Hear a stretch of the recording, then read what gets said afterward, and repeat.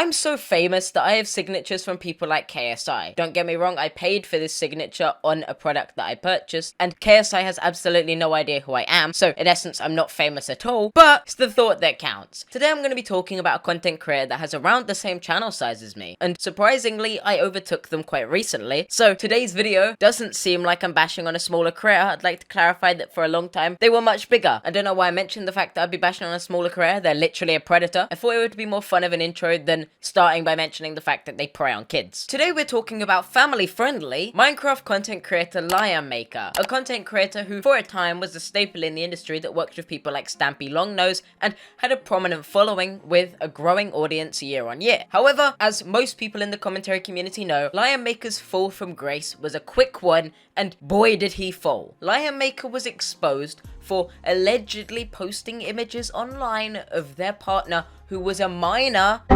and as such, when it was publicized that they were convicted for similar crimes and possession of that type of material, and that they weren't even supposed to have a YouTube channel, it came to basically nobody's surprise that LionMaker's channel was taken down. Which is why it came as such a surprise when they, let me get some mood lighting, reinstated his channel. Most people would easily turn their heads at the mere concept of YouTube reinstating the channel of someone exposed for preying on minors, and with so much ample evidence against them that it would seem that there's absolutely no defense for them. LionMaker is a shell of the man they portrayed themselves as, and their audience dwindled to almost nothing. Nobody wanted LionMaker back on this platform. Nobody supported LionMaker. There are videos with millions of views from people like Colossal is Crazy, The Right Opinion, and more that explain every single thing that LionMaker did, and absolutely nobody predicted that YouTube would bring back LionMaker's channel and allow him to be able to post on YouTube again years after he was taken off of the platform for his predatory behavior. Subsequently, nobody was expecting that a few hours later his channel would be taken down again. Today I'm going to be explaining the rise and fall and rise and fall and rise and fall and ban again of LionMaker, a Minecraft content family-friendly creator who was exposed for preying on minors, and how YouTube somehow made an error and reinstated his channel. Before I begin, if you're new to my channel, I'd appreciate if you could subscribe. I'm going to keep this intro short, but I'm aiming for 50k by the end of the year. We're getting closer and closer day on day, and I really appreciate that support. You could also check out my Twitter down below. That would be highly appreciated as I post my opinions on more subjects there. And also, if you'd like to check out my Discord down below to keep in touch with me, that would also be highly appreciated. That being said, let's get right into the video. But as a slight recap for those that aren't aware, as I know this video covers a situation from quite a long time ago, LionMaker was exposed by multiple different people in videos that showed that had a legal involvement with minors. And if you're not aware of everything they've done, I'd suggest you watch the Right Opinion video. It goes through absolutely everything and uses hindsight to explain the whole situation. The interviews with Colossal is Crazy and more, and it's a very well made video that explains the whole situation. But if you aren't aware of the situation, I'll give you a short recap. LionMaker was exposed for their illegal involvement with a minor when pictures of that minor in illicit ways were posted on LionMaker's social media. LionMaker tried to use the excuse that someone else had hacked their account and that it was apparently this minor's other partner, this elusive figure that no one knew about. And up until a little while later, the minor said nothing until the minor came out and explained how LionMaker had actually taken advantage of them, that LionMaker was the actual person, the perpetrator behind all of this behavior, and that LionMaker had actually been arrested and pled guilty on these charges before, but due to some weird circumstances with the country he lives in, he got away without actually getting jail time, instead just being told not to access the internet, which as far as I'm aware is still to this day unclear whether he actually got free from his sentencing. This information absolutely buried LionMaker's career. Nobody trusted them anymore, especially because they lied so much, and they ended up going on Instagram lives frequently on drunk rants about all of this situation and how innocent they are, eventually leading up to them responding to exposed videos on them while drunk, and trying to explain how the other person had absolutely smeared them when they'd actually admitted on record to allegedly doing this behavior. But most of that content disappeared with the wind when LionMaker lost their YouTube channel. Their channel was taken down for their illegal involvement with minors, and the channel was not expected to ever be brought back up. Although LionMaker was in the past a prominent creator with a huge audience in the Minecraft community,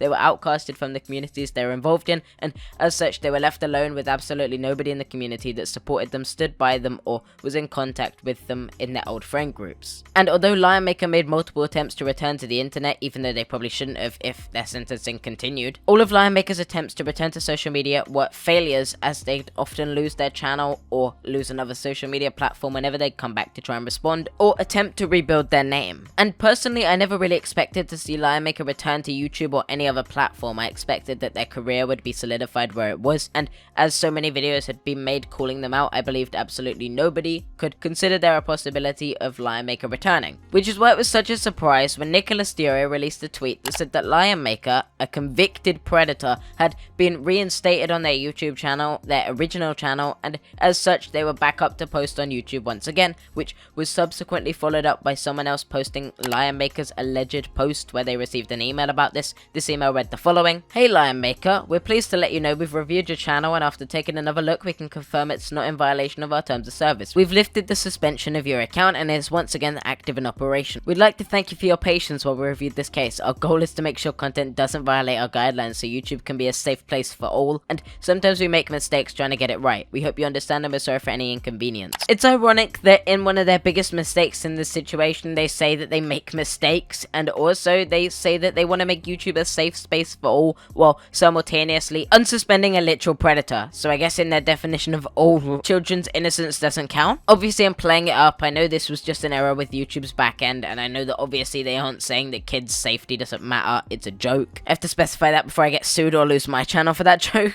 But the general consensus was that for some reason LionMaker had regained their channel because YouTube claimed that they realized that the channel wasn't in violation of the guidelines, and Johnson regained one of their subscribers on their channel. Clossless Crazy responded to Nicholas Durio's tweet saying, "They've also been sent the relevant documents that provided proof of his conviction and the fact he pled guilty to all 4 charges. This mistake is due to communication error between YouTube departments. It should be resolved in time, but they can be slow as I am sometimes." And I have to agree with Colossal. Colossal really can be slow sometimes. Where the fuck is the J Station video? My actual point was the fact that somehow YouTube had had a communication error between departments. I really don't understand how that would happen. Not only do I see it unlikely that a communication error would occur in such a rare case with a situation so extreme with a predator, but the fact that YouTube themselves claimed that they looked into this and reconsidered the takedown, I don't really see how the failure from the departments to communicate existed there, because if absolutely anyone on the YouTube team that was looking into LionMaker's content even searched their name, the first thing they would see is predator allegations and conviction information. Plus, it's not like this was some small story. This was very largely covered. I'm pretty sure most people in YouTube's team would be aware of this. Plus, you would think that YouTube's review of channel takedowns wouldn't be just some random guy clicking, "Yeah, this is fine," or "No, this isn't okay," without even looking into the person they're reviewing. That seems like a very dangerous way to handle any takedowns, because it basically just puts your name in a hat of a bucket of who's just gonna lose their channel unfairly, or never get it back. I don't see how this error would have taken place. Surely there would have been some sort of indicator on LionMaker's channel, on YouTube's pages, or anything like that, stating the reason why his channel was taken down in the first place. If for some reason YouTube didn't even put in that bare minimum to note why LionMaker lost their channel and why they shouldn't get it back, then I really don't see how anyone could see that as anything other than willful ignorance. So while YouTube has been so lackadaisical in helping people like KSI, who's had 2 strikes on their channel and